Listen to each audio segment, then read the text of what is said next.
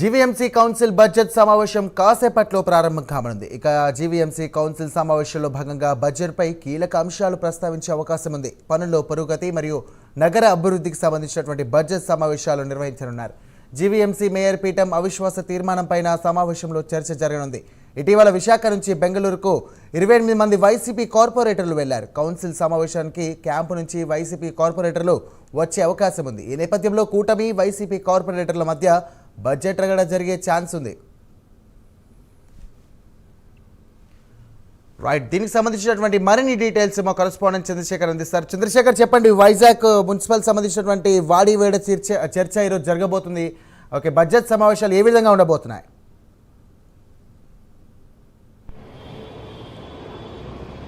Good morning Sairam. ఈరోజు విశాఖ జీవీఎంసీకి సంబంధించినటువంటి council budget సమావేశం అయితే నిర్వహించేటటువంటి పరిస్థితి కనిపిస్తుంది. ఈ నేపథ్యంలో ఇప్పటికే కూటమి పార్టీకి సంబంధించినటువంటి కార్పొరేటర్లంతా కూడా ఒక్కొక్కరుగా జీవీఎంసీ వద్దకైతే చేరుకుంటున్నటువంటి పరిస్థితి కనిపిస్తుంది చెప్పుకోవచ్చు.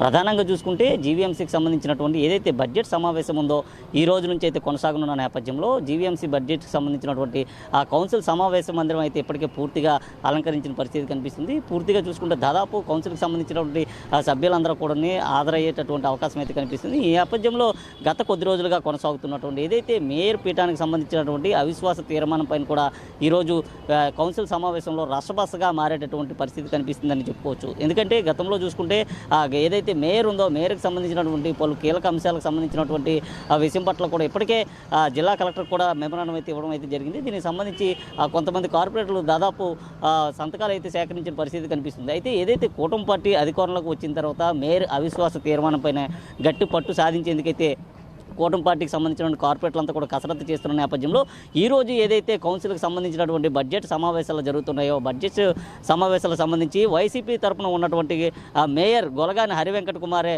దానికి సంబంధించినటువంటి బడ్జెట్ని అయితే ప్రవేశపెట్టనున్న నేపథ్యంలో దానికి సంబంధించి అయితే పూర్తిగా రసబసగా మారేటటువంటి అవకాశం అయితే కనిపిస్తుంది. ఈ నేపథ్యంలో ఇప్పటికే జీవీఎంసీ ప్రధాన కార్యాలయం వద్ద అయితే భారీ ఎత్తున పోలీసులు అయితే మోహరించిన పరిస్థితి కనిపిస్తుంది. కూటమి పార్టీకి సంబంధించినటువంటి కార్పొరేటర్లు ఒక్కొక్కరుగా వస్తున్నటువంటి పరిస్థితి అయితే కనిపిస్తుందని చెప్పుకోవచ్చు. అయితే మరికొద్ది సేపట్లోనే ఏదైతే బడ్జెట్ కౌన్సిల్కి సంబంధించినటువంటి సమావేశం కూడా ప్రారంభం కానుంది. ఈ నేపథ్యంలో పూర్తిగా వైసీపీకి సంబంధించినటువంటి కొంతమంది కార్పొరేటర్లు ఇటీవలే విశాఖ నుంచి బెంగళూరు అయితే వెళ్ళినటువంటి పరిస్థితి కనిపిస్తుంది. అయితే రాత్రి వారంతా కూడా తిరిగి వచ్చినట్లయితే ఒక సమాచారం అయితే అందుతుందని చెప్పుకోవచ్చు. ఈ నేపథ్యంలో ఈరోజు జరిగేటటువంటి కౌన్సిల్ సమావేశానికి వారంతా హాజరవుతారా గైర్హాజరవుతారనే అంశం అయితే ఇంకా తెలియాల్సిన పరిస్థితి ఉందని చెప్పుకోవచ్చు. ఈ నేపథ్యంలో ఈరోజు జరిగేటటువంటి కౌన్సిల్ సమావేశంలో కొన్ని ప్రధాన అంశాలకు సంబంధించినటువంటి బడ్జెట్ పైన కూడా వాడివేడిగా చర్చలు అయితే కొనసాగనున్నాయి.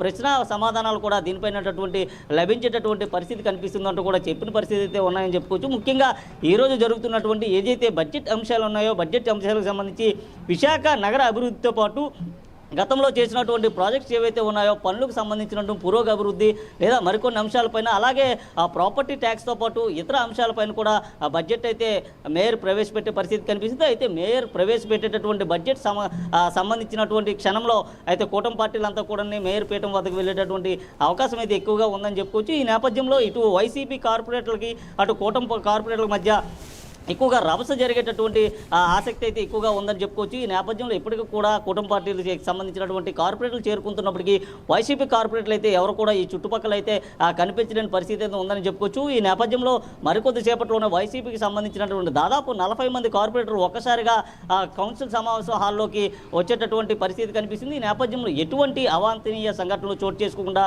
పోలీసులు అయితే ముందస్తుగానే అన్ని రకాల ఏర్పాట్లు చేశారు. బందోబస్తును కూడా పెంచిన పరిస్థితి కనిపిస్తుంది. ఇప్పటికే పోలీసు బలగాలు కూడా జీవీఎంసీ ప్రాంతానికి అయితే చేరుకోవడం జరిగింది. అయితే ఈరోజు ఉదయం 10 గంటలకి ప్రారంభమైనటువంటి కౌన్సిల్కి సంబంధించినటువంటి ఏదైతే బడ్జెట్ సమావేశాలు ఉన్నాయో బడ్జెట్ సమావేశాలు వాడివేడిగా జరిగేటటువంటి అవకాశం అయితే కనిపిస్తుంది. Sir right, thank you Chandrasekhar.